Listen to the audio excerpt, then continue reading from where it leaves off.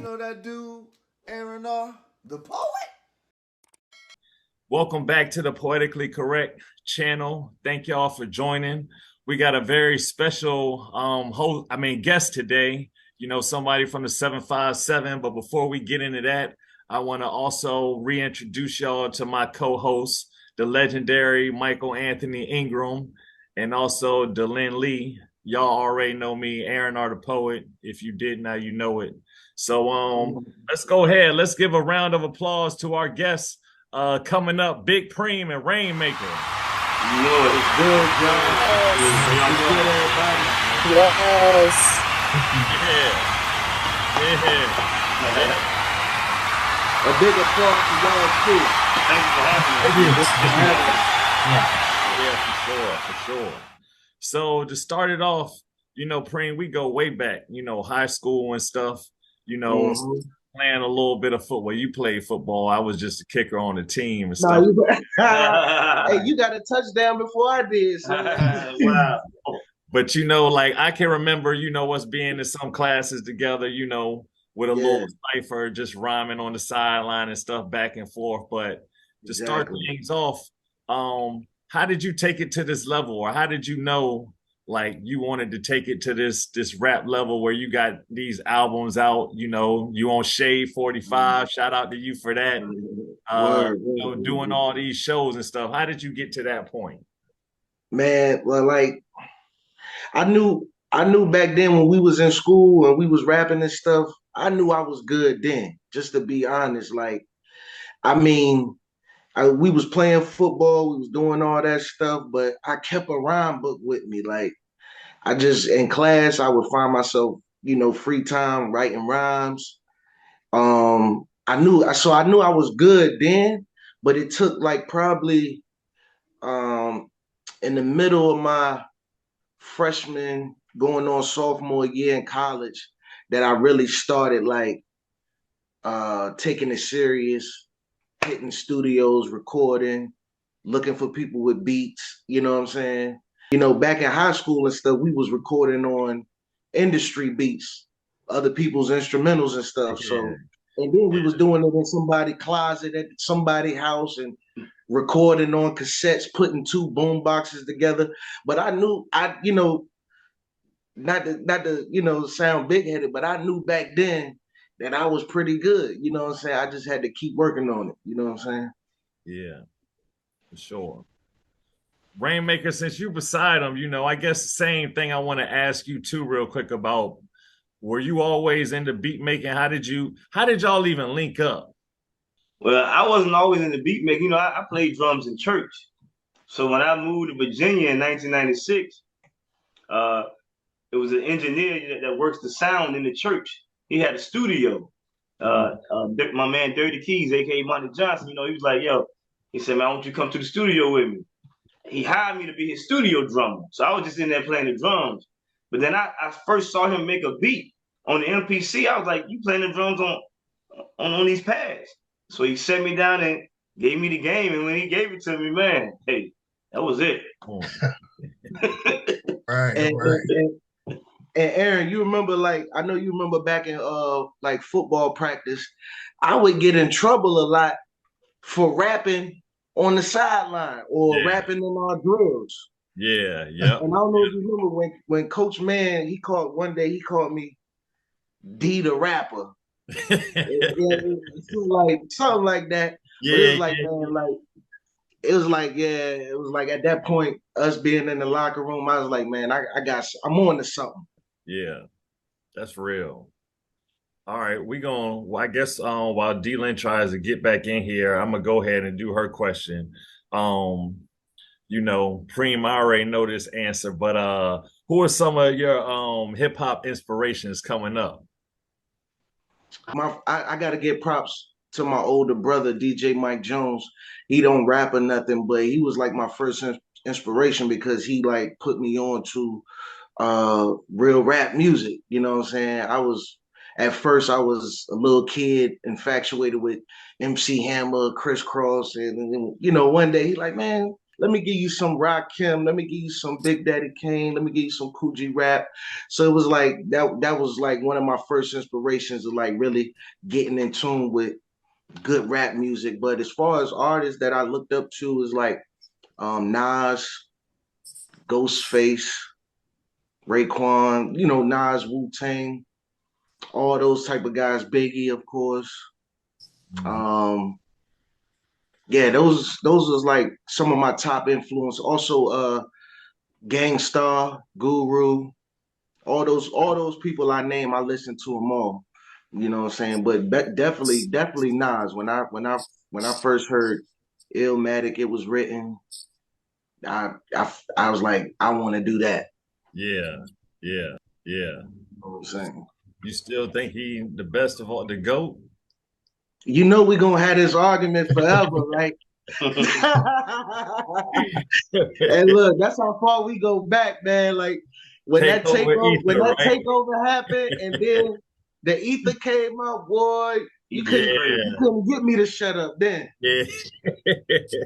Ether was crazy, man. You know what I'm saying? Yeah, I still think I still think he the best, man. And like I said, it's crazy. Like I got high regards for Jay-Z too, but like it was like Nas, Ghostface, those was like two people that I like really keyed on.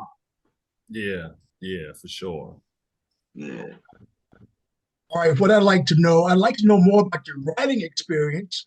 Specifically, how long does it take you to come up with your song? Hey, don't hey my man he can answer this too, man. But it's all about the beat. I like to say I like to get beats that talk back to me. Mm. They instrumentals, you know what I'm saying, but they talking to me. It's almost like they inspiring a conversation out of me. You know what I'm saying? So when I got that right beat like that, it could be hours, minutes, maybe a day or two. I mean, well, not to cut them off, we got a song that we just put out called "Let It Go," All right? right. And All right. I my engineer's like, yeah, I got some time, man. At 9 o'clock, I said, cool, I'll be there. I called Preme at 8:30. I think he was watching TV with his wife. I said, I'm gonna send you this beat right now, man. This the name of this, how the hook go. He said, man, I'm in the house for the night. I said, man, just listen to it again. He met me at the studio with a finished verse. All right. All That right. was from the time I called him at 8:30. He met me there at 9 o'clock with a finished verse. Yeah. And he was in the house for the night. Yeah. All I need to do is hear it. And as long as it's talking back to me, I can talk back. You know, some songs, depending on the direction that I want to go, the subject matter that I'm talking about, I probably do my due diligence and research and stuff that I want to make sure that I'm hitting home. But it don't take me long as I'm always inspired. It's like when I get a beat from him, it's like a kid at Christmas unwrapping that gift, and you know how a kid get a toy, he want to see all the ways he can play with it. That's how I do with beats. All right. I'd like you to talk to me a little bit more about making these beats. What's your process been like working together? Oh man. Well, I don't make a lot of beats in a day. A lot of producers make like 10, 15 beats a day. I can't do that because I'm a detail producer. Okay. And I really like my music to sound live like a real band. So it takes me some time. I put some time and I put some work into it. You know what I mean? Like all the way down to the sound of a snare, the sound of a hi-hat. I'm a big tone type of person. So I need all the instruments to sound, to be cohesive with each other. All right. Like that. All right. And just to piggyback off of him, he's like he's real technical with his beat making, because we are, in the music thing, we know like it's a difference between beat makers and producers. He takes on both of them. Producer, he could call me and be like, yo, Preme, I got this beat. I want it to go like this. And I want to try to talk about this in it. And I'd be like, just send it over to me. I may stay up to I ain't doing nothing in the house. I may stay up to about 2 a.m., 3 a.m. and hit him at 3:34, be like, I know he ain't up, but I just text him, be like, it's done. Done. Yeah. I All wake right. up to it's done. Yeah. You know, he like, well, damn, boy. Like, yeah, you know what I'm saying? So he's real technical. And like far as a lot of the producers that I have worked with, he's been like that first one I had that been hands-on with the song making process. A lot of other producers that I work with, you know, they'll send you the email and be like, no, it's you, but they don't go to the studio with me.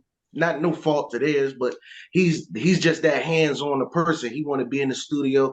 Plus, he got an ear for music that sometimes I don't have. Like he hears stuff that I don't, and you know, vice versa. But you know what I'm saying? He got that ear, and I love having him in the studio. That's what make our process even special. Just one more real quick on that is, do y'all come up with like themes, or you know, you said Yeah, like come to the studio with you, is he like, all right, Preme, I want you to rhyme about blah blah blah, or exactly. you tell Yeah, him he do that a lot for specific songs, and you can kind of tell within the beat that he made and the subject matter that he give you, you can kind of already see what he was aiming for when he made that beat. If you get what I'm saying, like it could be a sample in it, or it could be just the feeling of the beat.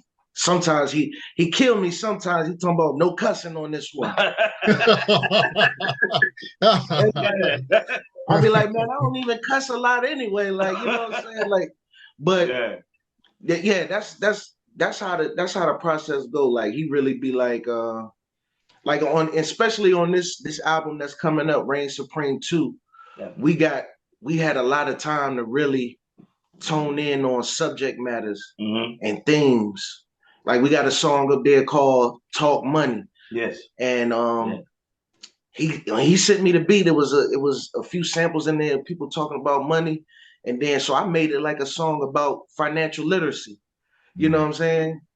So it's stuff like that we bounce ideas off of, you know what I'm saying? Definitely. All right. You know, it seems like styles change all the time, sometimes every day. What's been the hardest part about staying consistent, staying relevant, and most, again, specifically, staying true to rap?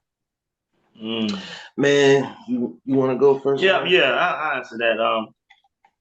You know what? To be honest, like it changes all around. Yeah. You know what I mean? And it's kind of like, it's kind of crazy because to like be on and be put on, like people say, quote unquote, it's kind of like you gotta like, you know, gotta change to what they want to hear. But when you love music yourself, and you love like hearing good content and good quality lyrics and good quality beats, you know what I mean? And it's deep down inside, it's what you want to hear. You don't cross over. You just stay true to yourself. You stay grounded to what, you know what I'm saying, that you know, and your foundation to lead you, and your foundation to keep you, you know what I mean, so you won't be crossing over and changing up, you know what I mean? Yes. My take on that question is like you got to understand hip hop prior to the 70s, it was never here before. A lot of this stuff that you know, artists and people that's in hip hop now, it's a lot of things that's been being done for the first time compared to other genres. So when you say like being relevant and in the consistent change of hip hop, it's supposed to change. And you still supposed to have your underground hip hop. You still supposed to have your, you know, commercial, mainstream type stuff. I feel like now hip hop has evolved where all those sections can survive under one name, you know. So you're gonna have an artist like a Most Def, and you're gonna have an artist like a Lil Baby, but they supposed to still be able to survive in the same arena. All right. And as people, as music listeners, if you're just a pure music listener, you're gonna like either one. Whenever you hear it, it's just like I'm a hip hop head, but man, if I get in a party and they playing some Earth, Wind and Fire, you think I'm gonna tell them to turn that off? No, No, you can't. You can't never tell somebody to turn Rain yeah. Fire off, man. So No, Frankie no. Beverly and No, Maze, man. I'm jamming. That party, Right. I'm just saying that type of party right there is just No. as it's just as good as being at any hip hop party. Yeah. You know what I'm saying? Because at the end of the day, we music connoisseurs. We take in music, and music is universal. It is. But you know what I feel like I want the music that I make to be a refuge for people, like something they can always listen to all the time. Early in the morning, getting off work, cooking, cleaning, you know what I'm saying? Playing with your kids. I just try to create something I try to, like my grandma say, cook for the whole house. Even though somebody ain't gonna like vegetables, I'm gonna give them some vegetables. You might not like no pork, I might give you a little bit of pork, you know, but I'm just gonna cook for the whole house. Everybody, all types of sounds, all types of, I'm just gonna cook for the whole house, man. Exactly. All right. I like So I think Delyn has the last 2 questions. I do, yes. So real quick, I want to ask you all, what is your proudest moment as an artist? Wow. Hey, performing opening up for Jesus was one of my proudest moments right there. Yeah, definitely. Okay. Yeah, we just did that. Yeah, December 16th. December 16th. Very yeah, nice. And the crowd responds to us, because you know, Jesus kind of like trap, and we was in there spinning some hip hop, and the response that we got, and man, yeah, it was a proud moment. That goes back to that last question. It's like we all supposed to survive under one roof anyway. Yeah. No matter what you're getting from us, you know what I'm saying? But my proudest moment, man, is real hard for me because I mean, before, you know, me and Rain, we've known each other for some years now, but before meeting him, I opened up for Rakim. I opened up for several artists, French Montana, Trey Songz, G Unit, Yeah. Pusha T. I did, you know, Aaron could tell you in this area we got we call like a shag fest. It's like something they doing now, like something in the water. But you know, I was selected 2 times to be in the shag fest, representing. I would say my most proudest moment though is getting my first album out. You know, once I was able to do that, and I did it on my own. You know, when I first started rapping, we was rapping with a whole bunch of guys like we Wu-Tang and everything, and everybody don't, and in the midst of that, everybody don't have the same drive or passion as you, and people split off or fall wayside, and you know, I kept going, and so for me to put my first album out and it be received by my peers like Aaron and others, that's one of my proudest moments. And I try to release an album every year around my son's birthday. So uh, uh, one of my favorite albums of mine is Watch Out Black Ice. That was released on my son's birthday. That was a proud moment. I have a lot of proud moments, man. I'm always That's proud of what I'm good. doing. I'm always That's proud of what good. I'm doing. I can't say my proud, and the reason why I can't say my proudest moment is because I'm still creating moments. Right. Yeah, Love real. that. That's real. Yes, You yes. know what I'm And my saying? next question actually tacks on to, you started to talk about your son a little bit. So my next question is, how do you want your poetic legacy to be remembered? In this, in this hip hop world and stuff like that. Yes. How both of y'all want it to be remembered. I wanted to be remembered first off, like just to go back to some of y'all questions before. I want to be remembered as that artist that stuck to his guns, didn't change for nothing, evolved, but didn't change for nobody. Spoke on real stuff, kept it real, kept it solid, and you know, a lot of my raps, Aaron can tell you, it's a lot of jewels that I try to spit. I never, you know, in this day and age, you know, you hear a lot of stuff that you be like, sometimes I'd be like, wow, man, they really telling these young boys to do this? You know what I'm saying? It's like, you can give them that, but you also got to give them the consequence side of it, or you know, or the exit side out of it. You know what I'm saying? So like when my son listen to my raps, or anybody way after I'm gone, they're gonna be able to be like, yo, he kept it real. Like he gave you jewels, he gave you game to run with. all while having fun in his raps. You know what I'm saying? He gave me something that I could go back to a book and study. He gave me something that I could go back on YouTube and look up and see the real history of it. You know what I'm saying? And that's like why one of my favorite artists is like a Nas, because Nas gonna always give you that game. He gonna be Nas. He not gonna try to be Lil Baby or Gucci Man, and that he gonna be Nas. So that's what I want to be known as, an artist that, kept it real, kept the jewels coming, kept the game coming, informing the youth. You know what I'm saying? I'd like to know creatively, what's upcoming for you? What are you working on? Where do you go from here? From here, well, we got Reign Supreme 2. It's a classic. Dropping February 3rd. February 3rd. That's the GOAT date too, y'all. That's the GOAT date. 2-3, right. 2-3. LeBron or Jordan, whichever you want. I don't care. but and that's spawning off of Reign Supreme 1. Back, just a little history on that. Reign Supreme 2 is dropping February. We did Reign Supreme 1, the first one. We dropped that album November 28th, Black Friday. And that was after three months of knowing each other, first meeting each other. Yep. Yeah. So we met each other. Yeah. That was the first time. So the first time we met each other was on Succotash and Cornbread. Yeah. But we met on, we came across each other on Facebook. On Facebook, yes, right, right. So I was doing a song with my mans. He was a producer that was just looking for artists, just thirsty for artists that can rap, rap. Good rap, yeah. So he reached out to us, and within those 3 months, we just got to see each other's work ethic. He would always see me doing something. And he came to me. He's like, man, I see how you working, man. Let's just do an album. Yeah. And with him, this is another thing too. With him, I'll be trying to tell other producers, I don't be worried about the business side at first. I want to get the art out. He was never a producer that was like, I'm gonna need this for this beat or that. Now he just shipped them all out to me, and he knew me, my work ethic. I was gonna get them done.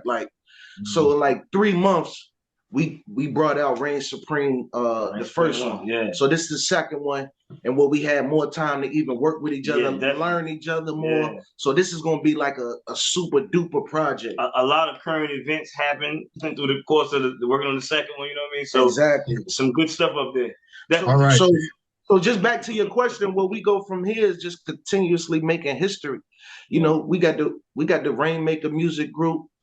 I got the Undeniable Records, and we got the whole collective together. He got an album out right now called Strong Roots. Definitely. Make sure y'all go get that Reignmaka, Strong Roots. Yeah. It's a lot of uplifting music up there. Definitely. We just gonna keep making history, man. Yeah. Like I said, I don't have a proudest moment because I'm still creating moments, and we still creating history. I'm gonna always do this. I'm always be an artist. You know what I'm saying? Mm-hmm. When I first met him, another quick story. When I first met him, I tried to test him. I said, man, I might only rap about 2 more years, so you got to get whatever you gonna get done with me now. You know what I'm saying? He was like, well, I'm gonna be doing it till I'm 80. You know what I'm saying? So I like, okay. So for you, man, I ain't stopping. You know what I mean? I said, okay. Yeah. You know what I'm saying? So we still here, we still doing it, and my competitiveness, when it comes to hip hop, Aaron can tell you, I'm very competitive, and when I hear somebody rapping, I hear a good song, I get inspired. Mm-hmm. So it's hard for me to stop. You know what I'm saying? If I hear somebody come out with a dope song, or if I hear somebody mess up a good beat, I might be, man, I'd be like, man, send me something, Rain, or let me get on something real quick so I can still show them how it's supposed to be done. Yeah. Nice. Thank you. So before we get into the final segment, tell everybody how they can find you and follow you. I'm gonna have everything posted, but tell everybody also how they can what's gonna happen on this GOAT date 2323. How can they come out? Man, it's the GOAT date. Wow. Man, I mean, we got 12, 13? It's 12 bangers. 12 bangers. So, we not even, we going back in the day with a full length album. Yeah, you know what I'm definitely. saying? 12 bangers, themed out, subject matters all in there. Hey, Aaron, it's real musical, brother. Like, I'm talking about some of the best singers up there. It's like I'm rapping over orchestra type beats, man. Like, Definitely. you know what I'm saying? But you'll be able to find that and all my other works on streaming platforms as Big Preme, Bigpreme. It's short for Supreme. A lot of people get my name misspelled and stuff, but it's Big Preme. Or you can also find me as Supreme D on streaming platforms too. My Instagram is PREME_UFG. And yeah, that's if you can hit me up on any of those, especially Instagram, you'll be able to find me. For all bookings, it's the undeniable fam at gmail.com. Oh yeah, you can find me on Instagram, REIIGN Maker. It's Reignmaker, baby. YouTube, same name. Facebook, Classic Man, and all streaming platforms is Reignmaker. Always the two eyes, REIIGN. And it's and the maker is MAKA. Yeah. Reignmaker. Yeah. Definitely. Get it right. That's what I'm talking about. Hey, look, they will screw you up, man. They I know. They'd be like, they couldn't find you, or you ain't and they were spelling it wrong the whole time. I just be like, when I hear Preme, I done seen people hit me back with it spelled like cream, but with the P. I'm like, it's short for Supreme. Somebody called him Big Prime. Yeah, somebody called me Big Prime one time. We on the radio. My man shouted me out as Big Prime. I was like, oh man. Yeah, it's always somebody out there. All right, well, cool. Well, I'm gonna now see, this segment is gonna be called I guess, how poetically correct are you? We usually do this for poets, but I just made this up right here today, so we're gonna do this for y'all. So how this go? That's cool. I'm coming back to spit my poetry too, though. I can't wait. So I'm gonna play a few of your tracks, and I want you. I don't even know if Reignmaker was on the beat, but I want you to tell me a little bit about the track, what comes to mind, all of that. All right. Gotcha. A transaction. Give me 10 minutes in the room with these faggots be. I give a new meaning to the term police brutality. Some white boys got picked on in school, went to police academy, now they pussy scared, ready to shoot. Come on. All right. Yeah. Based off the ill. Yeah, based off the ill. That's off the Watch Out. Hold on. No, that's off the Undeniable Sophisticated Street Rap album, the USSR. So at that time I was making that album. That particular song, like, I always carried that mantra, I'm based off the ill. Illmatic. You know what I'm saying? So it was like I always carried that around. Like, even when I first started, my favorite album was Illmatic. And I was just saying that I'm based off of that. Okay. So that's where the title come in. I'm based off the ill. And that's my junk right there, man. That's shout out to my man Black Ice. He sent me the beat on that. But I was just barring up, man. I was just spitting whatever I felt came to mind. And when I was talking about with the police, it's like it was a lot of that going on during that time with police brutality. I'm like, man, take away the badge and the gun, and let's see if they can really, like, you know what I'm saying? See if they can really step to us like that, you know what I'm saying? And it was just like, a lot of these guys, and I got love for those who put in their service. I salute them, but it's a lot of guys that go in there with their intentions, like, man, I'm gonna go be a police officer because finally they can flex some type of authority because they probably been picked on in school a lot and or whatever, and now they can go get a gun and badge and do whatever to people. You know what I'm saying? So that's something a little bit what I was speaking on too. Okay. You know what I'm saying? All right. I was hard-headed, still willing to listen. You think you got it figured out, at least you thought you did. All I did was survive, that's all I ever did. Never fall to negativity. Stand tall, I'm the epitome. Proud of what I become from that little kid. All I did was survive, that's all I ever did. Came in this game, my pain was self-explanatory. Yeah, man. All right.